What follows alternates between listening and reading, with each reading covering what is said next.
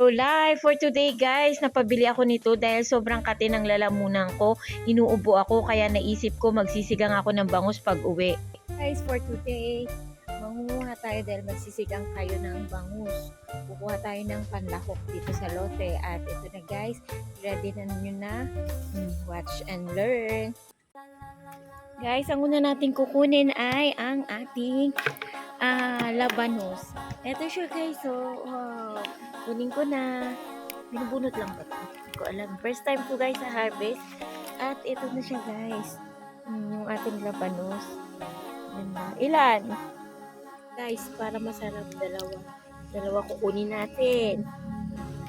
Ayun. Yan guys, okay na. Dalawa yung kinuha natin. Next guys, yung ating sitaw. Tingnan nyo guys kung gaano kahaba. Oh, ang haba niya. Sobra. Paano ba pag nito? Ugupitin ba or iikot yata ito. Wait lang. Kailangan ko ng assistant.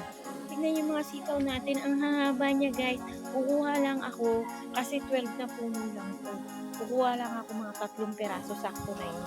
Kasi sobrang hahaba niya guys. Oh, yung isa, 6 na dangkal at baby pa siya. Tingnan nyo. Yan, kukunin ko yan guys. Isipin ko lang kung paano siya kukunin. Iikot yata. Ikot. Wala. Ayaw. Yun. And another. 12 yung puno lang to guys. Kaya kung ano lang, 3 lang. Wala, natanggal yung buong puno. Siya guys, 3 peraso lang kukunin natin kasi sobra na yan para sa ating 1 perasong bangus. Kukuha naman tayo ng talong, mga 2 peraso lang. Guys.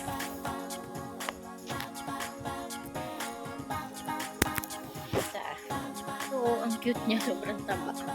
Kunin na natin. Tatlo ko na. Hello. Pare, manana. Sige tayo. Medyo nang masarap sa bangus.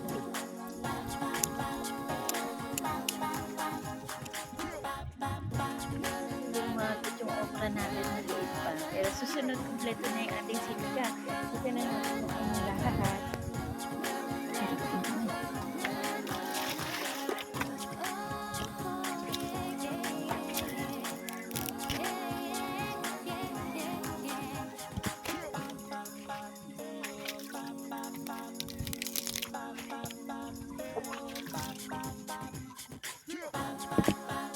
Guys, yung mga nakuha natin, may nakita pa akong isang sitaw doon, idadagdag ko.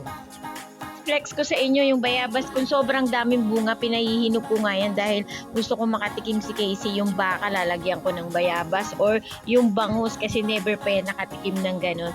Yan nga guys for today. Later guys, luluto na natin yung ating bangus na sinigang at meron akong puso doon, ilalaho ko din. Kaya ugaliing magtanim, hindi lamang sa aspeto ng pagtitipid, kundi ito'y maganda sa kalusugan natin. Thank you for watching.